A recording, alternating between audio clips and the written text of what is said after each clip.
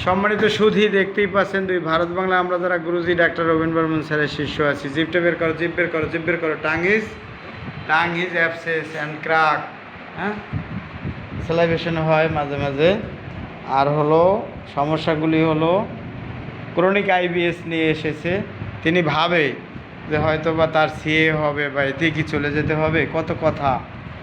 এরপর হলে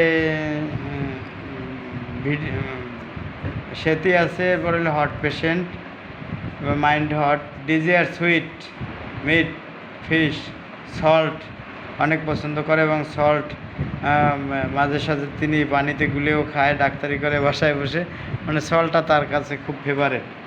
এরপরে কাঁচা পেঁয়াজ, অনিয়ন যেটাকে বলা হয়, ব্রেড, বিটার, এরপরে অ্যাগ্রাভেশন, ভেজিটেবলস, এরপর টক, অ্যাপেটাইট ক্ষুধা নেই, থাসলেস, স্টুল ইরেগুলার, রেকটাম ক্র্যাক হয়, ইউরিন বার্নিং সেন্সেশন হয়, দরজা লাগানোর পরেও বাতিক হয়, মনে হয় যেন দরজা দেয়নি, আবার চেক করতে যায়, খিল, বংশগত, পরে কি আছে, মায়ের স্ট্রোক, এরপর ইচিং আছে, রুগীরও ইচিং আছে, ভেরি ভেরি সয়েট অ্যান্ড অফেন্সিভ, মানসিক শোক আছে, পেটে ব্যথা আছে। হ্যাঁ, পেটে ব্যথা থাকবে কারণ তার গ্যাস্ট্রোরিজিয়ান আলসারের সমস্যা আছে, তাই তো পেটে ব্যথা। এটাকে এখন আগামীতে যেন আমার পেশেন্ট হজ করতে পারে, শারীরিকভাবে সুস্থ থাকে, সংসার যেন সুখের হয়, ভিডিওটি যাদের দেখবেন তাদেরও থাকবে না ভয়।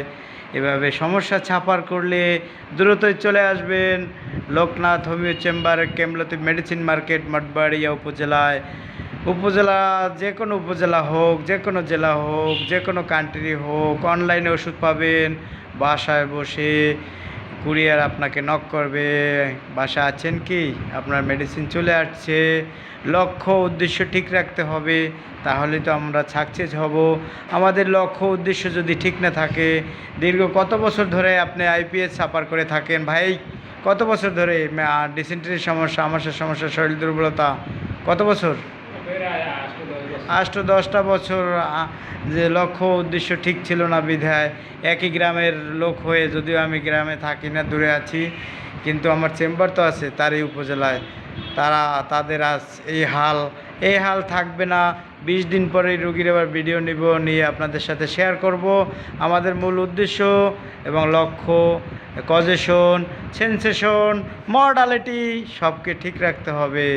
কথা বলতে বলতে অনেক বলা যায়, সারা দিন রাত 24 ঘন্টা বলতে পারবো, কারণ আমি যে বাচাল, হ্যাঁ, শুধু বাচাল আপনারাই বানাইছেন। প্রতিদিন কত ডিপ্রেশন, কত যন্ত্রণা, কত বিরহ, কত বেদনা, এসেই আবার বলেন ডাক্তার আমি যাব কবে?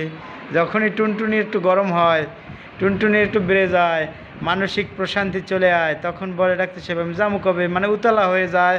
উতলা যারা হবেন তাদের চেম্বারে, লোকনাথ হোমিও চেম্বারে নয়, হোমিওর অভাব নেই, যারা ঝালমুড়ির চিকিৎসা করে থাকে বস্তায় বস্তায়, তাদের কাছে চলে যাবেন। ভালো থাকবেন, সকলের জন্য শুভকামনা রইল। লং ভিডিও করলে তো আবার আপনারা পজ করেন না, দূরে থাকেন, দূরে থাকবেন, কাছে আসবেন, ভালোবাসবেন, ভালোবাসা পাবেন। ভালো থাকবেন।